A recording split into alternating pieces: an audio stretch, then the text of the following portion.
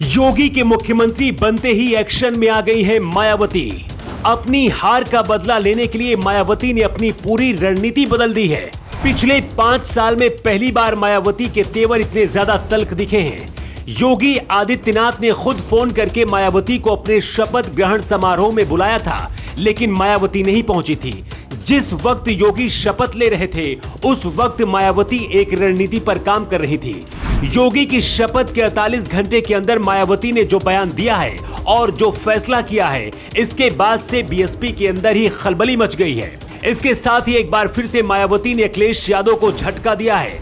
चुनाव से पहले यह दावा किया जा रहा था कि अगर योगी मुख्यमंत्री बनते हैं तो फिर मायावती को मोदी और अमित शाह राष्ट्रपति बना देंगे। तो क्या उत्तर प्रदेश की राजनीति छोड़कर मायावती अब राष्ट्रपति बनने जा रही हैं?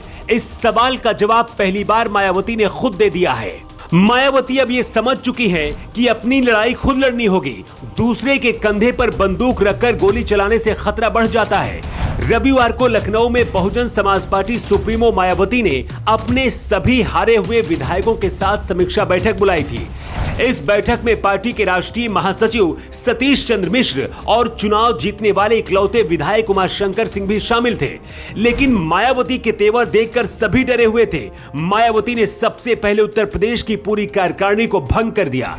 इसे मायावती का बहुत बड़ा एक्शन माना जा रहा है। पूरी कार्यकारिणी भंग करके मायावती ने यह संदेश देने की कोशिश की है कि कार्यकर्ताओं की वजह से ही बीएसपी की इतनी शर्मनाक हार हुई। उत्तर प्रदेश में बीएसपी के पास विधानसभा की 1 सीट है और लोकसभा की 10 सीटें हैं। ऐसे में 2024 के लिए मायावती ने बहुत बड़ा दांव चल दिया है।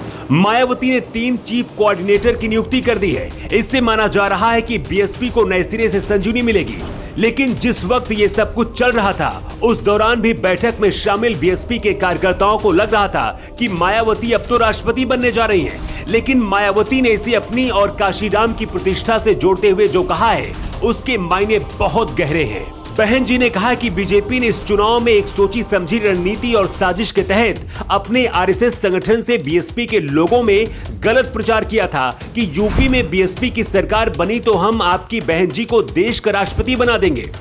मायावती ने कहा कि इसीलिए बीएसपी का कोर वोटर भी बीजेपी के साथ चला गया और बीएसपी की हार हो गई। मायावती ने कहा, राष्ट्रपति बनना तो दूर, मैं इस बारे में कभी सोच भी नहीं सकती हूँ। मायावती ने कहा कि कभी अटल जी ने काशीराम जी को राष्ट्रपति बनने का ऑफर दिया था, लेकिन प्रस्ताव काशीराम जी ने ठुकरा दिया था और मैं तो उनके पद चिन्हों पर चलने वाली उनकी मजबूत शिष्या हूँ। चुनाव के दौरान मायावती बीजेपी के खिलाफ बहुत ज्यादा नहीं बोलती दिखी, लेकिन अब मायावती ये समझ चुकी है कि अपनी लड़ाई अब खुद लड़नी होगी, नहीं तो इसका फायदा कोई और उठाएगा। सबसे हैरान करने वाली बात यह है कि मायावती के लिए बीजेपी से भी बड़ी सियासी दुश्मन समाजवादी पार्टी है। मायावती ने कहा कि अगर बीजेपी को कोई हरा सकता है तो वो सिर्फ बीएसपी है, क्योंकि समाजवादी पार्टी की सरकार कभी नहीं आने वाली है।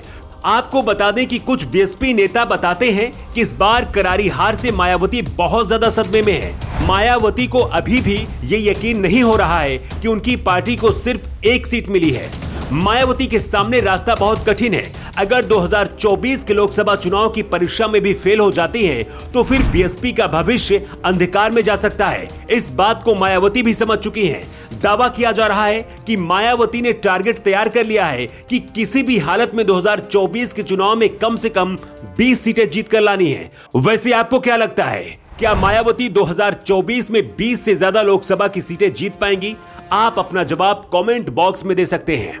न्यू टाइम्स के लिए ब्यूरो रिपोर्ट।